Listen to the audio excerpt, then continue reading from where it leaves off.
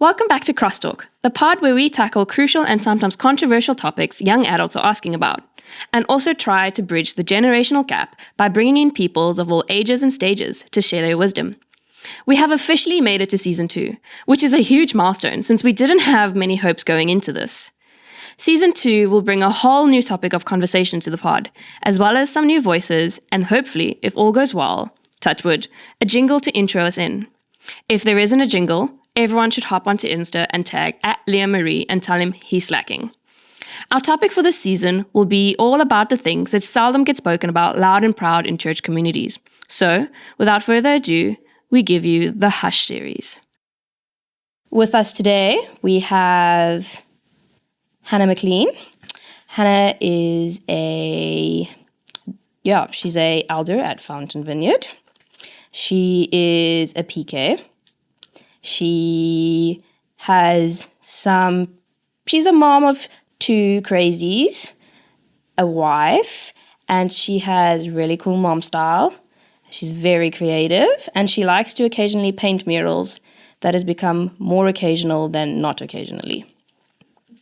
And joining her, we have Karen Maree, Fountain's very own Brene Brown. She likes talking about all the feelings all the time. She brings a little spice to the podcast with a Canadian accent. So every now and then you will be like, huh? And it is Karen. Yes, these are some of my favorite people, and they are going to be a powerhouse duo for us. At least I think. They always have many words to say on many things very well. And me, I am Maree. I'm the host. I am representing the young adults in the room. And this season, we have decided that we will be tackling topics and conversations that one does not really hear in church a lot. And we have very nicely titled this the Hush series. And I'm pretty sure that a lot of people think, ooh, what could we talk about? Well, the one that's probably come to many of your minds is, the big one, and that is sex. Aren't we all just cringing in our seats now? None of us are any experts in the room. We all just are doing our best, trying our best, and seeing where that goes. We're just going to address the elephant in the room and start off with, what is sex? Like how do we normalize it, or the idea of it? Like, what is your understanding of it? Yeah, I think it definitely is the elephant in the room, especially in a Christian context.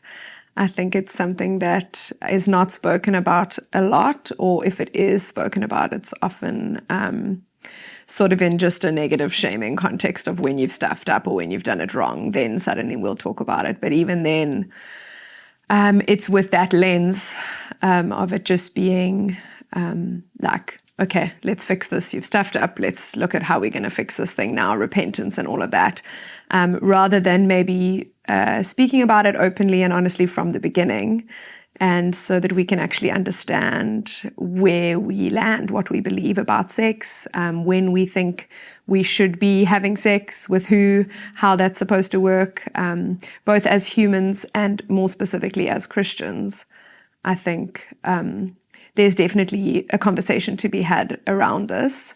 And obviously a lot of people have a lot of different views on what those lines are. And I think there are a variety of lines along the way.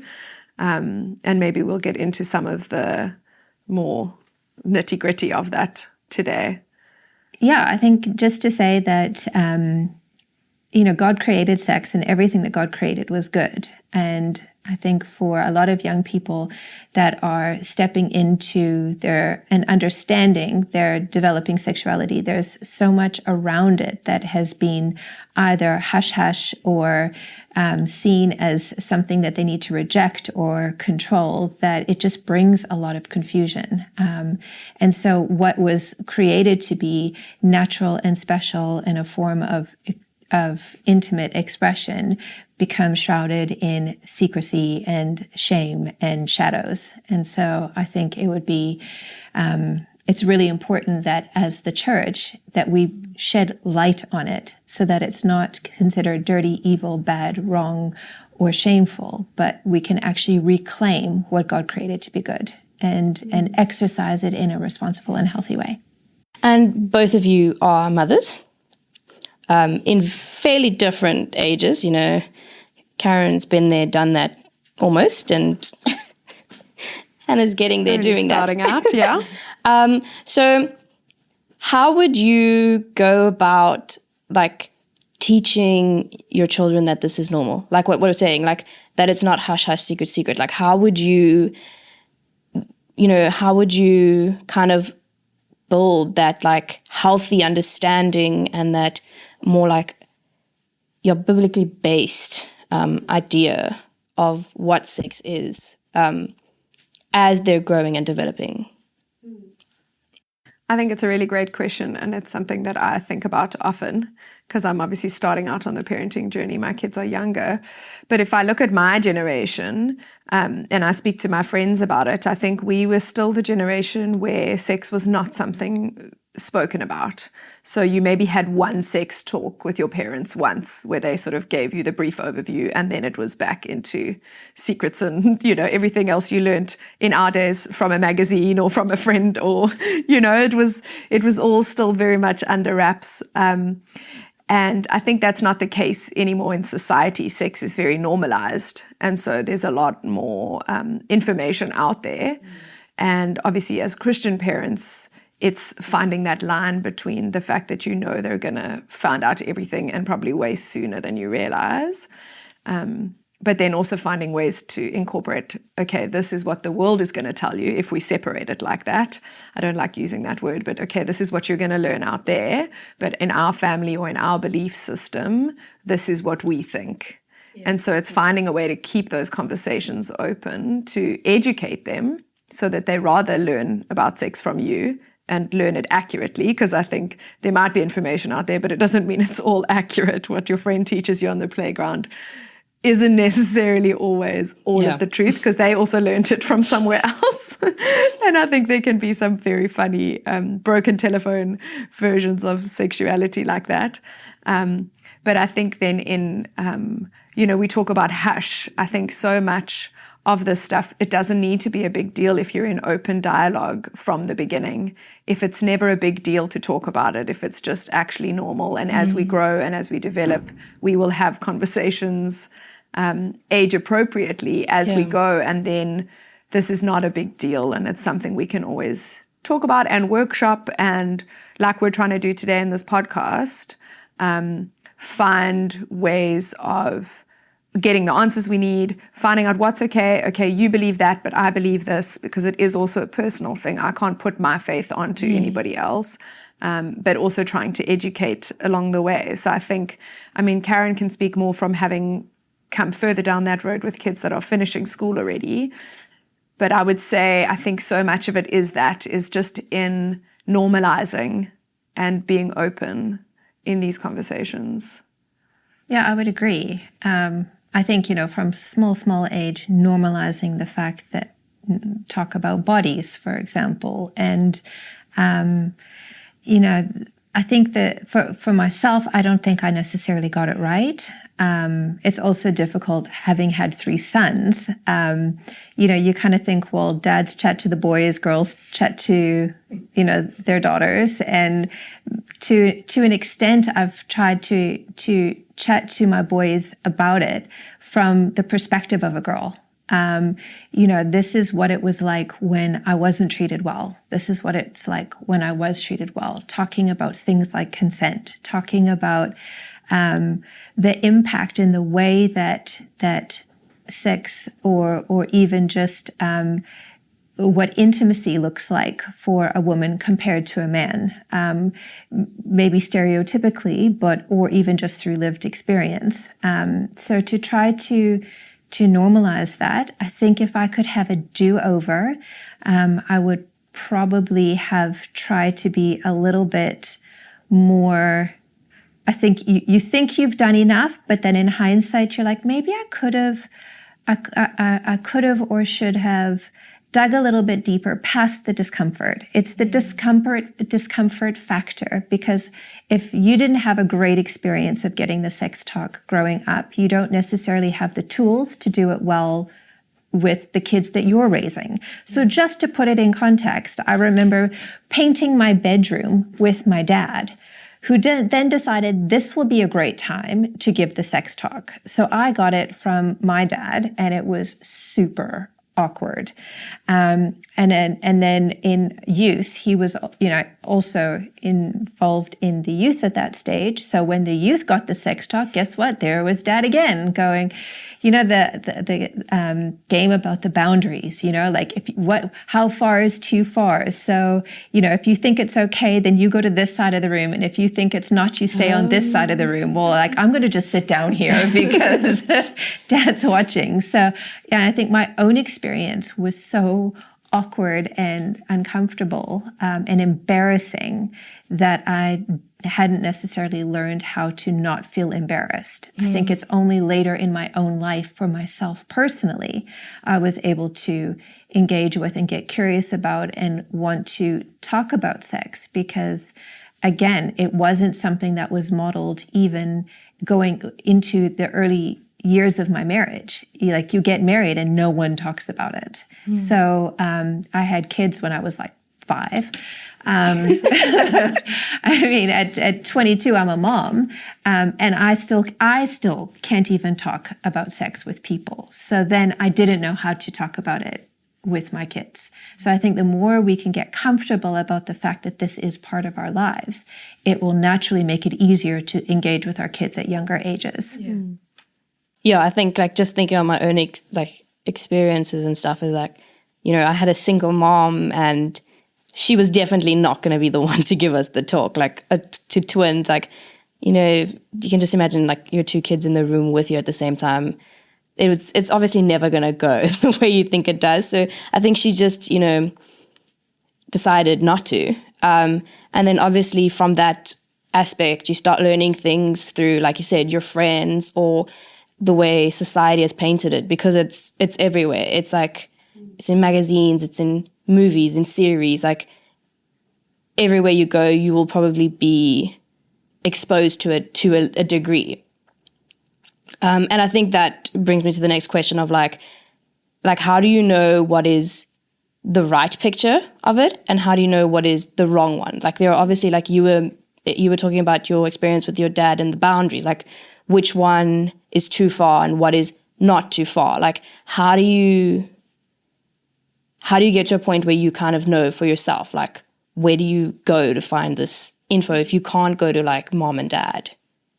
I think in an ideal world, maybe in an ideal world, you should be able to go to your parents. Yeah. And if not, you would maybe have someone else in your life, a mentor, a youth leader, some other, maybe a church pastor, somebody that you are in relationship with, that you could maybe dialogue about this stuff with, because I think that's what it is. It's very hard if we're trying to figure this all out on our own, right? And I think it's also important to try and figure this stuff out before you're in a relationship, because I think once you're in a relationship, then it is much harder, because you are then being swayed by your feelings, your own, there's so much experience happening there that I think it's way easier to sort of have already made your own decisions about what's okay for me, what do I believe, what's my personal boundaries in this area. So that can look different for everybody,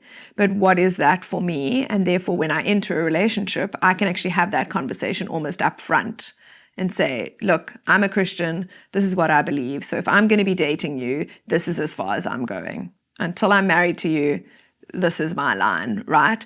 Compared to, which I think is the norm, is actually we get into a relationship and we almost let our feelings guide it. And then along the way, we at some point consult the Bible, or we hear a sermon about it, or we go to youth group and there's a conversation about it. And we either have to backtrack because we've gone further down that line than we want to, or we have to sort of try and relay those boundary lines as we're going. And I think that's where it gets so much messier and more complicated than if you've actually taken the time to decide for yourself. You've read the word, you've consulted other people, you've got some wisdom in the room to actually sort of decide, okay, this is what I'm going to do. This is what I think is okay. I'm only going to hold hands. I'm only going to kiss. Whatever your boundary is, everybody's going to have a different line there. Yeah. And some Christians are very extreme. I have friends that never kissed anybody until their wedding day. So even as they were dating, they didn't do that. And then other people will maybe stray further down the other direction. But I think in theory, it would be far easier if you could have decided some of those things for yourself.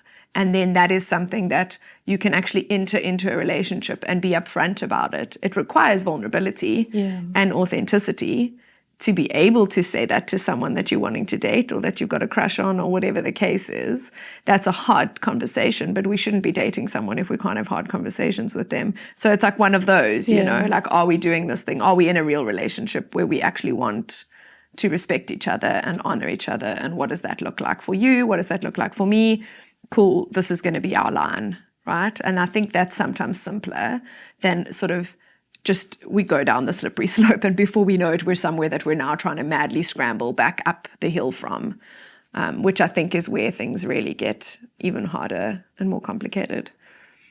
I don't know if that answers your question a little bit. I really like the idea of just having people that you're able to talk to about it, because the other reality is you're dealing with the temptation. So you can set your hard line, but you still feel that pull towards crossing it when you're with someone that you love or care about, or maybe you're afraid of losing if you don't cross that line. And so to be able to work with the difference between maybe what your body might be pulling you towards, what your mind might be pulling you towards, what pressure and the desire to be accepted and loved by someone could be pulling you towards, that to just have some safe people around you that you can just walk in accountability with. And it's not like accountability in the sense that like I'm here to put like checks and crosses next to you, you know, like, oh, you're good. Oh no, now you're bad. You need to, but more just that I can work this out in a way that I feel heard and I can own my own choices, that it's not coming from a shame perspective. That if your heart gets broken and then you're dealing with other consequences because of maybe lines that weren't clearly there beforehand, it's not suffering in silence, but having that strong support. Otherwise, it's just too easy to fall into that same cycle, addressing the need behind some of the pulls. So to grow in your own self-awareness and ownership of your boundaries, not because somebody told you that boundary should be there, but it's integrated into your value system. I like that. And obviously, like, this plays a bit into like what we discussed last season about that whole, the need for community, acknowledging, you know, kind of where you're at, you know, what you're struggling with, and bringing that need and that self-awareness to others so that, you know, you can handle it in a safe environment. And, you know, for those who did listen to last season, we obviously had Dave Pedersen join us. And for those of you who don't know, that same Dr. Dave Pedersen is actually the father of Miss Hannah McLean over here. And he also happens to be I wouldn't say the dating expert, but he has some views on like dating and how it should be, like how it can be done well and stuff. So I'm wondering if you've ever had a sit down with Dad, and like, yeah, what was it kind of like, you know, for you? I mean, both of you are PKs, and Karen, you did share a little bit about it, you know, like how it went down for you, you know, painting the room, and Dad just goes, so I'm wondering, like, Hannah, was there ever any like wisdom that was imparted to you? Yeah, it's a good question because my dad wrote a book called Let's Be Friends, which I think tells you everything about his stance on dating. So if I give you the brief summary of that book, which I actually would recommend reading, I think it's a very good perspective. It doesn't necessarily have to be the only perspective, but I think it's a good perspective of what we believe as Christians, the biblical view of dating, which basically implies the best way to do it is to be in community, have lots of friends, be in big group hangouts, to get to know people for who they are before actually going into a relationship with someone. And if you do go into a relationship with someone, it's only because you actually feel that there's this could move towards marriage and lifelong commitment, rather than sort of dating as your way of testing the waters and then doing that 100 times before you actually go anywhere. So the idea is be friends with lots of people as you're sort of testing the field, and then, you know, only move in that direction if it feels like this is the real thing. So obviously that's what I was supposed to do. In theory, that's how I was raised. I did not do that. I lived a different life. So obviously we butted heads a little bit more when I was a teenager and a student, that sort of age, because I wasn't doing things exactly the way my parents expected me to. But I think that's also part of growing up, and there's grace on that. And my parents are lovely, and there was grace on us to field the times when we were not, our values were not aligning 100%. So I think I dated quite a lot. High school and student years, had a lot of different relationships with different levels of intimacy and all sorts of things as I was finding myself and finding my feet before I eventually met my husband.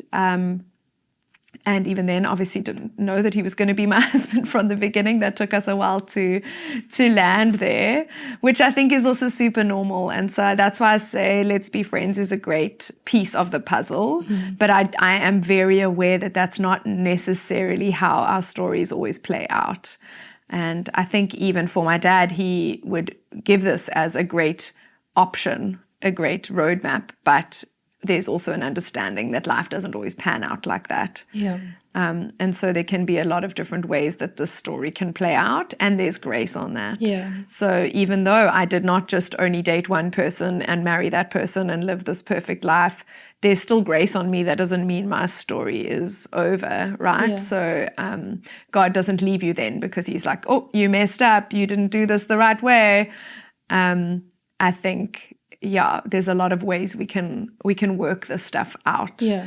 And I think Karen and I are both very particular about that, about this thing of not shaming people when they maybe choose to do things differently, or it just ends up differently, whether they went into it with a conscious choice or not. Yeah. I think, I think for me personally, I'm very careful to make sure that people know that there is grace on them. So no matter how your dating experience has looked so far, God is not looking at this and saying, well, you've committed the ultimate sin, we're done with you, get out of here. Mm. We don't need shame in this equation. We don't need more guilt. We don't need any of that. I think we work with where we're at, and if we stay humble and we stay in community, we can work this stuff out, even if it hasn't looked perfect. I know we've had a lot of sermons on soul ties and things like that. You know, we look at this stuff and we go, cool, I understand that you've stuffed up. You probably have something that you want to take to the Lord about this. There might be an area that you really want to make changes. You want to, repent for something. You want to move forward. And we really want there to be a space for that, where rather talk about it. Come to one of us, come to a leader and say, hey, you know what? I want, this has happened and I want to change. And there's so much room for that, I think. No matter how your story looks. And so we can have the perfect idea, which I think is important for us to put out there and say, look, here's the perfect roadmap for what we think Christian dating and marriage should look like. But we can also have a lot of space for the in-between of that and when it doesn't pan out that way. And I think we are both very passionate about creating space for that kind of a conversation too. Yeah. Because that's, I think, more normal than we realize. Yeah. Yeah. And then just talking about that space, and both of you have brought up the shame that gets thrown into equation.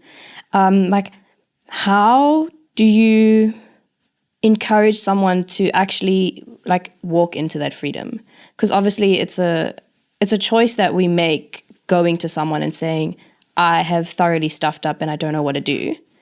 Like, we can't necessarily force someone to own up to, you know, if they have, you know, stumbled or not. Like, how do you facilitate that space, or even just encourage them to walk into that freedom, whether it be like with a spouse, with a parent, with a church leader? I think the thing with shame, and I am going to quote Brene here. You have to at least You once. have to at least once. She has to be here with us too. But, you know, in her research, she said shame needs 3 things to grow: silence, secrecy, and judgment. And for so many people, the secrecy keeps them bound. The silence keeps freedom from coming in or new perspectives. And then the judgment, the self-judgment or the fear of judgment, can really keep people in prisons that don't actually exist, but have now been created in their minds, or with their sense of shame and guilt. Yeah. You know, like, I'm stuck, this is all I am. So for some people, it might be, I didn't have a relationship with Jesus when I started dating, and I didn't really have a perspective on what is, how I want to use my sexuality and have those, you know, in my relationships with people. For others, they didn't get a choice, and they, you know, come from a background of abuse where that choice was taken away from them. And sometimes you had the best intentions, and, you know, and it, a moment of, you know, passion or weakness, or however you want to call it, and now you're living with an experience where this isn't what my ideal was supposed to be, or I don't think this is what the church will approve of, or what have you. And that's a really hard space to be in. Yeah. There is so much freedom that can come with just being heard without judgment, being heard with empathy. That if you can share your heart and people can hear, you feel like people hear your struggle, they hear your pain, and you're still seen as you. You know, I don't know if that makes sense. Yeah. But you're not written off. You're not seen as a less than version of yourself. It brings a lot more courage to keep opening up and bringing like more room for more healing. I grew up in the purity culture where, I mean, it was I remember the demonstrations where there'd be a rose and it's like, you know, this is you. And, you know, every time you give a little bit of yourself away, and it didn't even have to be sex. It could have just been in, you know, messing around. And they'd squeeze the rose till eventually it's this crumpled thing where they'd rip a petal off and be like, when you get there on your wedding day, this is all of you that's left. And there's this one sad, crumpled, you know, thing. So it really can be made up, this pressure that if I fall, there's no coming back. And I think it's really important that we just be a safe place, because we don't actually know people's stories. Yeah. We don't know what all has gone on and what they're telling themselves. And the consequences of how they're trying to deal with that pain in the silence, secrecy, and judgment, because then it can often come out in really painful and dysfunctional coping mechanisms, which then opens up a whole nother road full of pain. So like that gentleness and that lack of judgment, the empathy, and also just like, yeah, you're still you. You know, you still have a calling and a purpose and inherent worth and value, and you're lovable. It's not the end of the road, which I think a lot of people think it is. I think there's a fine line that we have to walk in this area, because we are called to something specifically as Christians in the area of sex. We have been told in the scriptures that sex is something that should only happen within the covenant of marriage. And we know that it is incredibly intimate, and it is this beautiful, special thing that within covenant, you have this protection, right? And so you get to enjoy sex. As Karen said in the beginning, sex is a good thing. We're not trying to say that it isn't. And so we know that there is this call on us in terms of how God designed it to be. And in the same breath, we live in a society where sex has become almost meaningless, right? So if you look at the world around us, they talk about sex as if it's transactional. You can literally do it with anybody at any point, and it means almost nothing. That's how I perceive it anyway in the media today. It's sort of just, you really can. And so I think we find ourselves in this, we're caught between the two. And so we're called to something specifically as Christians, which we know to be valuable, and we know to be the safest place to ever have sex is within the covenant of marriage. We have all these other factors, as Karen said, that play into that. And I think, so there's a gray area, there's a line there where we are called to have grace for people, but also personally, there is a part of us that needs to be trying our best to hold ourselves to that standard if our aim is to be disciples of Jesus, living the way Jesus wants us to live with that rule of life. Part of that is keeping ourselves pure. And so that's the goal, but we have a lot of grace for when we're not reaching that goal, just like in every other area of our life where we have goals for how we want to live. We want to eat healthy, we want to exercise, but we're not going to beat ourselves up forever if we didn't make it to the gym, right? And so we have this line that I think we're trying to hold of grace and kindness and compassion for people on their journey, and what that can look like. But at the same time, I think there is a space where we should still be striving to live a godly life. Does that make sense? So we've got to hold the tension between these two things. We're here to pick up the pieces. We've got the grace, we've got the kindness for people to be wherever they are. But there is also a part of us that needs to be trying our best to live a godly life in every area. So I don't know if you would agree with that. But I think totally. For me, it's like we're somewhere in the middle of that, which is always hard to find what that looks like. Because it's like, don't do it. But if you have, we still love you and we'll still walk this thing out with you. Right? I don't know if that makes sense. I think we're living in the tension of that as a church, as leaders, as people in this community, where we're just, that's what we're trying to achieve here. Yeah, and then just on what you were saying now, like, or even Karen touched on it, like maybe you weren't a Christian when you started dating, but you found the Lord halfway through, where specifically, in the Bible can we go, like, if we're needing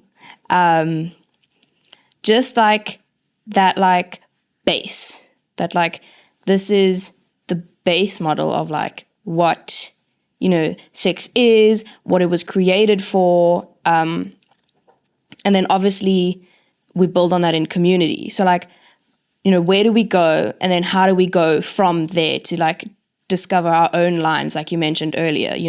We all have our own lines that we're coming into a relationship with. Yeah, I think there's a lot of scriptures that speak about sexual immorality and holiness and what our body has been designed for. First of all, it's been designed to praise the Lord. And so I know there's a lot of verses that speak to that, but one that I can maybe give you just a couple to give you some kind of a framework. This is 1 Thessalonians 4 verses 3-5, which says, "It's God's will that you should be sanctified, that you should avoid sexual immorality, that each of you should learn to control your own body in a way that is holy and honorable, not in passionate lust like the pagans who do not know God." And so that's why these things apply to us specifically, because we know God. So there's no judgment. If you're not a Christian, there's no judgment on your sexual behavior because you do not know God. So I don't need to hold you to any kind of a standard that is my Christian belief, right? And so your friends are actually allowed to do whatever they want. We might disagree with it, but these are things that apply to us specifically because we are choosing to be in relationship with God. Therefore, this is what he is asking us to do, to use our bodies as temples to the Lord and respect and honor them in that way. Another one you can look at is from Hebrews 13, verse 4, and I'm just going to choose a version for you here. So if I just go to the NIV, it just says, marriage should be honored by all and the marriage bed kept pure, for God will judge the adulterer and all the sexually immoral. So this is talking about the fact that these things should be happening within the context of marriage. So that's looking at before marriage and even during marriage if you're looking at adultery. So if you're looking at other people for that, God is calling us to keep sex within the covenant of marriage. And there's a lot of other verses that you can go to that speak to the same thing. And I'm sure we'll look at them also on our CrossTalk evenings together. We can also look at some more of the scriptures around what God says in this area. But that's the basic overview, is that sex is considered something for within the covenant of marriage. And until that point, our body actually is our own, first of all, so we can look at consent stuff there as well. And I know you had some questions around that. But so our body is our own and it is for worshiping the Lord, and therefore we should look after it in that light. Yeah. I think I just want to speak a little bit on self-control, because that's also an important part of our sexuality, and even understanding how we use it.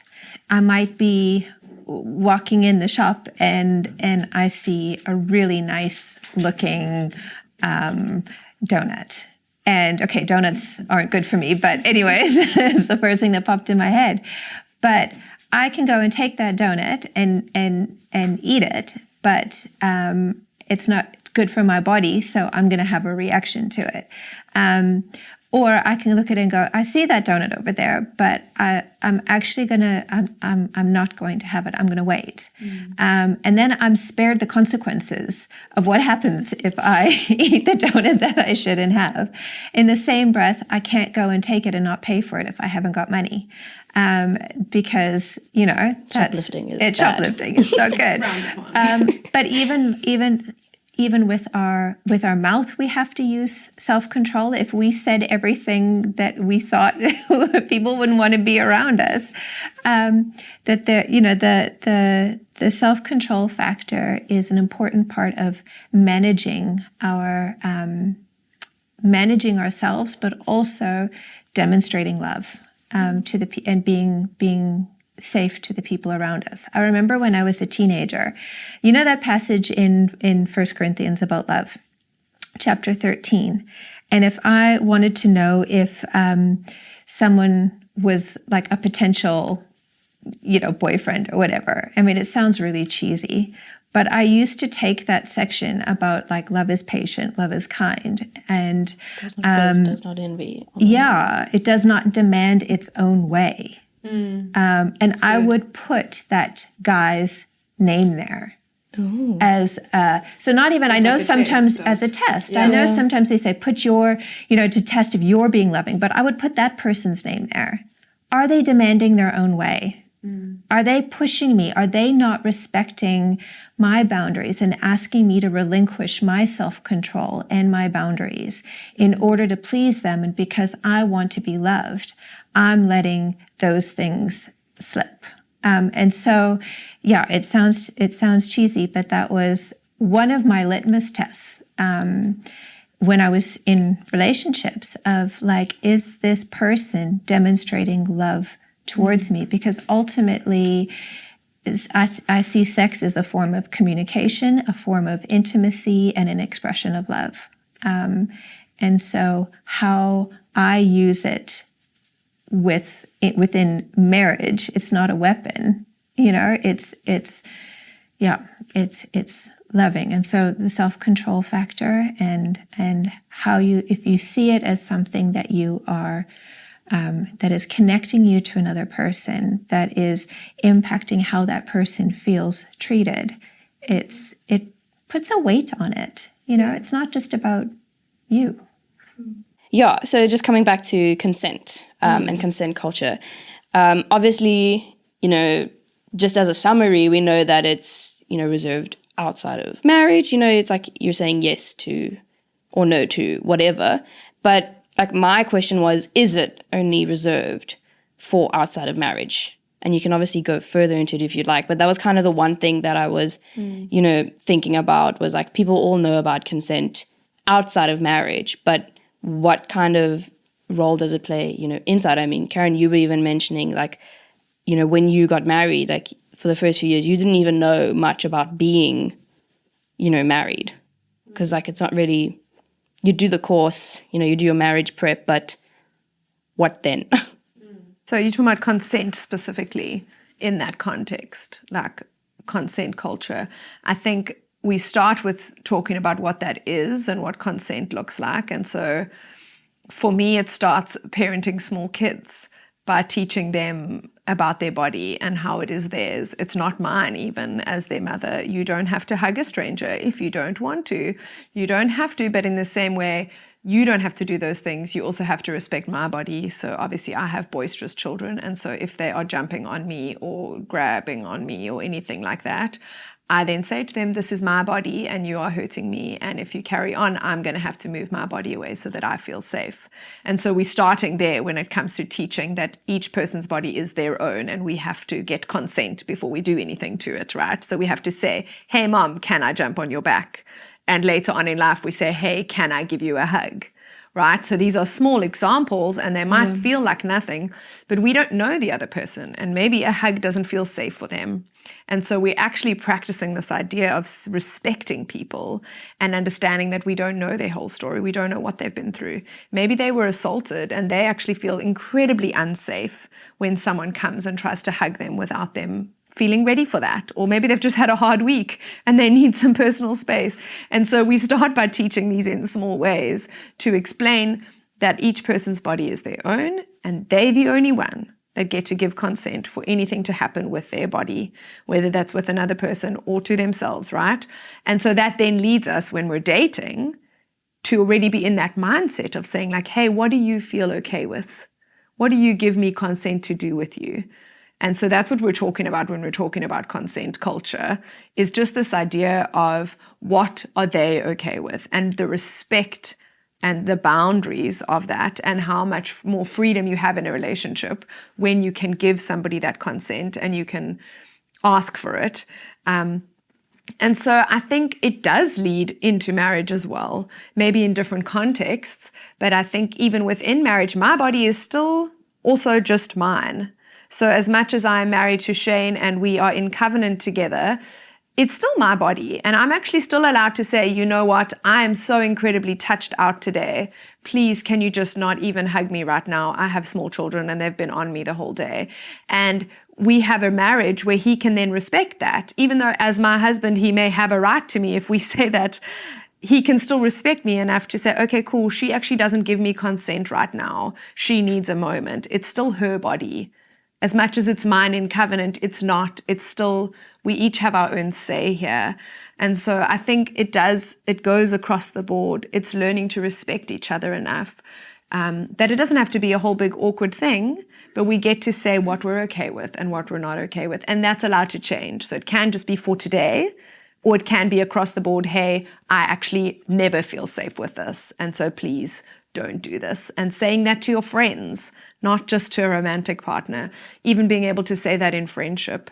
And what that looks like obviously changes and can change in the different seasons we're in. But it's just learning that thing of, I think, it comes back to respect. And if we respect each other and we respect our own bodies enough to know what we are okay with and what we're not okay with. And then obviously in a loving relationship that can change shape as we go through the different phases as well.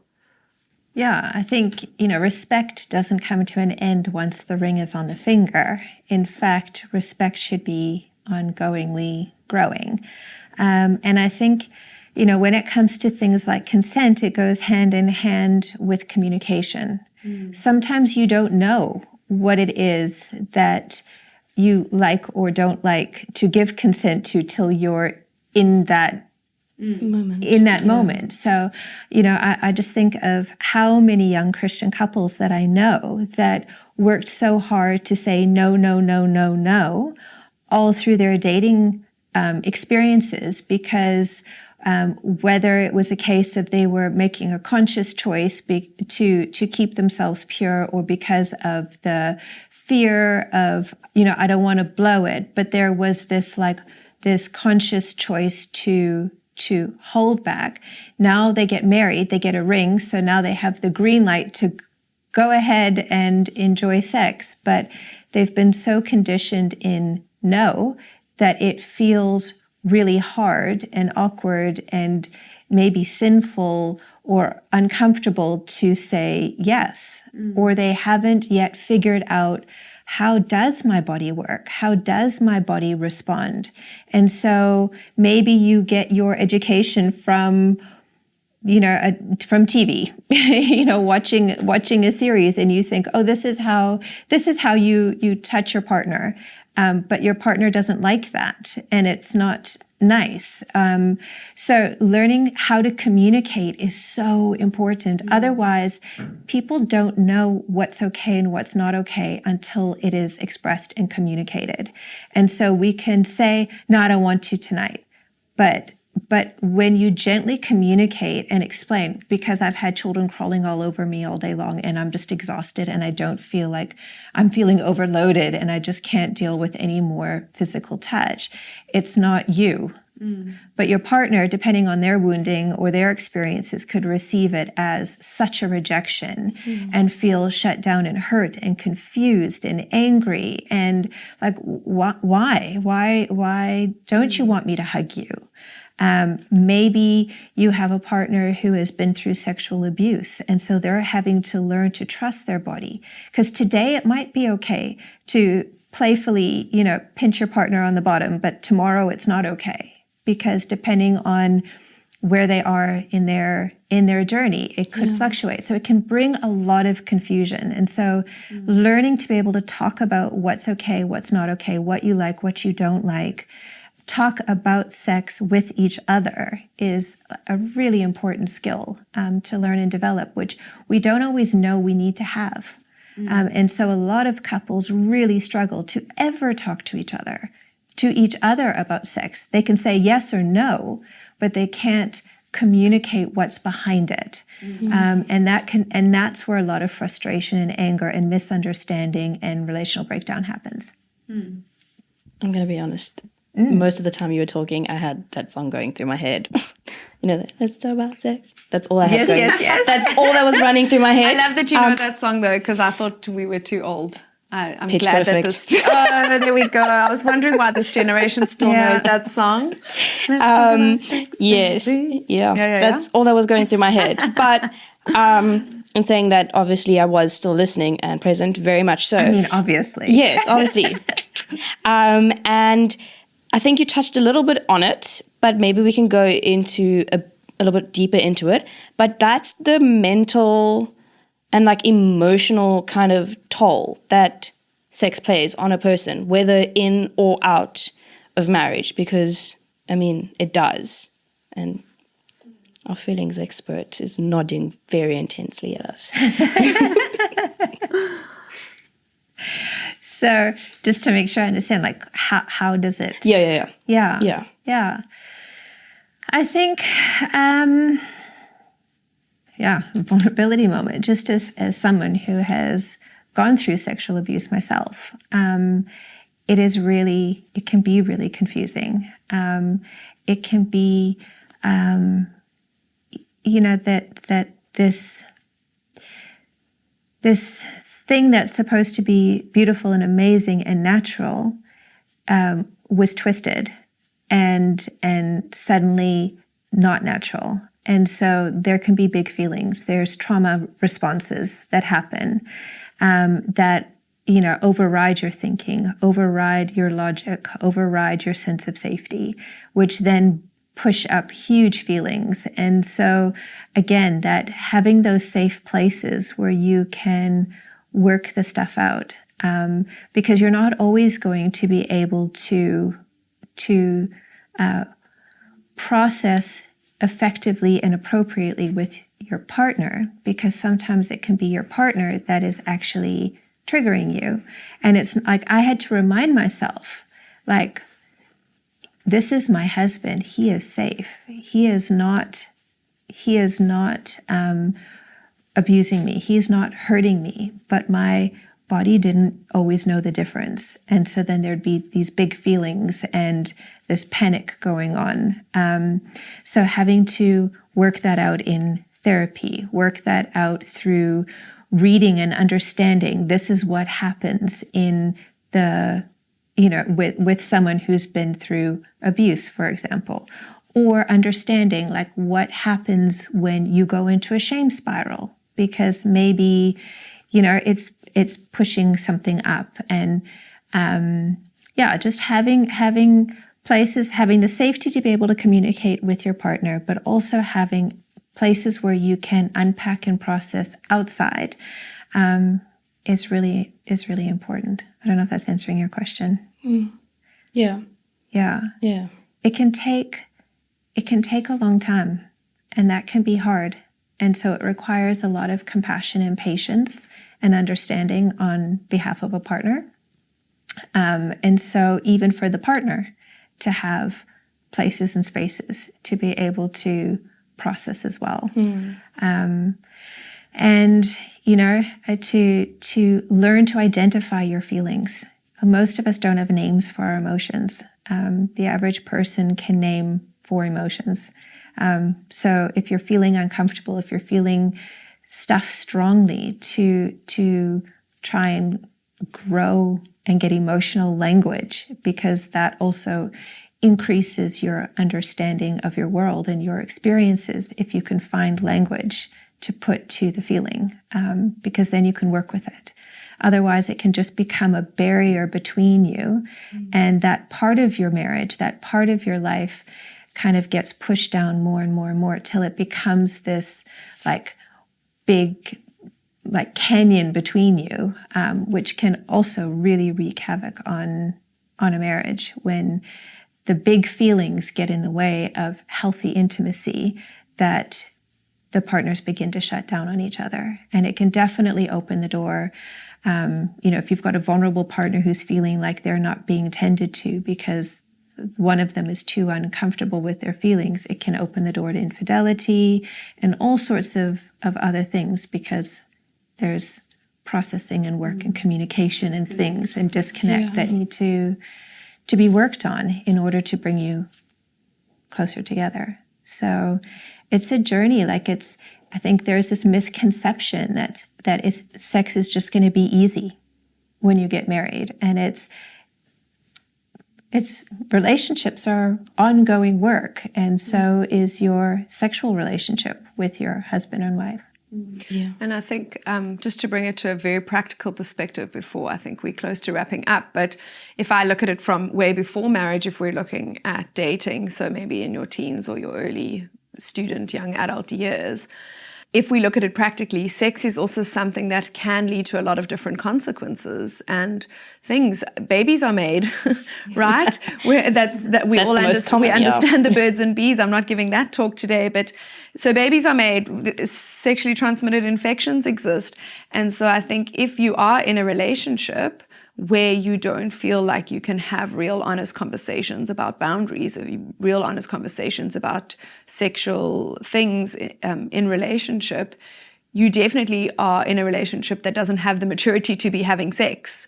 Because if you can't talk about sex with your partner, you certainly can't raise a child with that person. And that's a reality that could come from you having sex with them. And so I think it's very important to also look at it practically and say, if I don't feel safe enough to have a conversation about boundaries, or if I don't feel safe enough to have a conversation about sexual intimacy with this boyfriend or with this girlfriend, why on earth am I doing something with them that can lead to all these great consequences and great things that can come from it? We're not even talking about their mental and emotional load and baggage and all the rest of it that we've been discussing today in the podcast. And so I think it's also important to look at it practically. And I sort of think, if you can't talk about that, if you can't talk about protection, if you can't talk about these things related to sex, you definitely shouldn't be doing it because you are not in a safe, responsible adult relationship, regardless of your spiritual beliefs. So I think as much as we can go into the spiritual, and obviously these are all the things we believe, it's also important to look at it practically and say, is this relationship even mature enough for those levels of intimacy? And it probably isn't if you can't even talk about it, right? And so I think that's just another thing to throw into the ring when we're having these conversations and thinking through these things practically. If I can't talk to this person about it, if we can't be honest, if we can't respect each other's bodies enough, how on earth are we going to be mom and dad together? Because that is a reality that could come from this liaison. Right? And so I think it's just something to throw in the ring. We don't need to get into the nitty-gritty of actual sex talks here. Everybody does LO at school. But I think it is just something worth mentioning. Yeah. As much as we can talk about everything else, it's also important to get practical. Yeah. So just, throw that in your thought Thank you. brain. And then the last question, which will, just to prep you guys for every episode this season, it'll be the last question. So you can start thinking. As a Christian community, how can we bring these hidden or taboo-like topics into the light? So how do we bring what's hidden into light? Like how do we make that a possibility? This is probably step one. Yes. I think talking about it, I think the more conversations you have, and I've noticed that even just when I do hang out with people in this age group, I think if you just start the conversation and show people that it's a conversation that can be had, that it's not actually completely taboo, that it can be spoken about, that already sort of opens it up. And then you can continue from there and ask your questions and engage. So I think step one is exactly what you guys are doing now, just by opening that can of worms and showing people it's not as taboo as we think it is. And then also obviously finding safe people that you can talk to about this stuff. So if you are in that age group, to say, okay, who are my mentors or who are my safe people?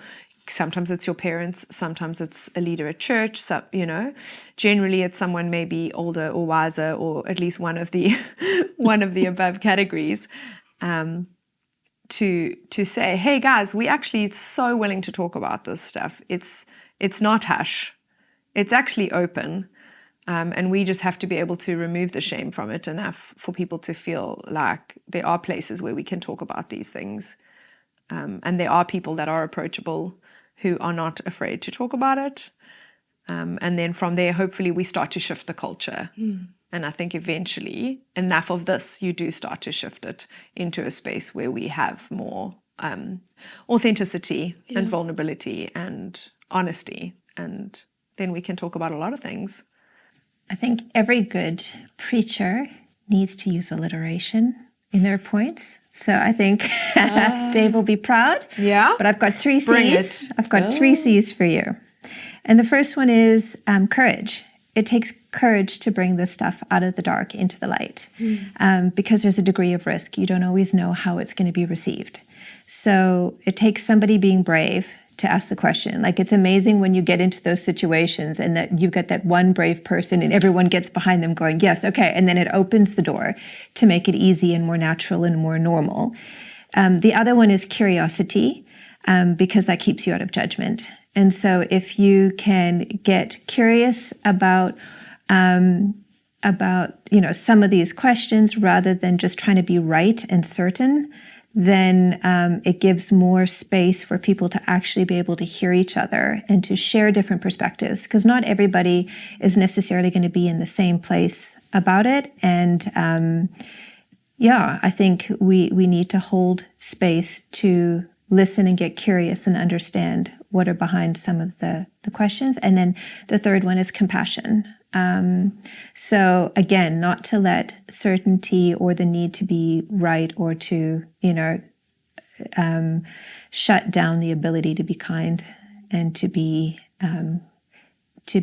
gentle and to be gracious.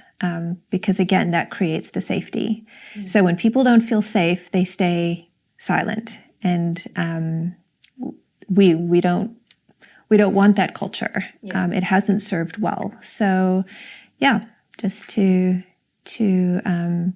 create the safe spaces and to have the courageous and curious conversations. So we'll be ending that talk here. And next week next episode on the pod, we'll actually be touching on one that I think a lot of people are finding themselves in and can relate to, but they just don't know it. And that's the joys of adulting.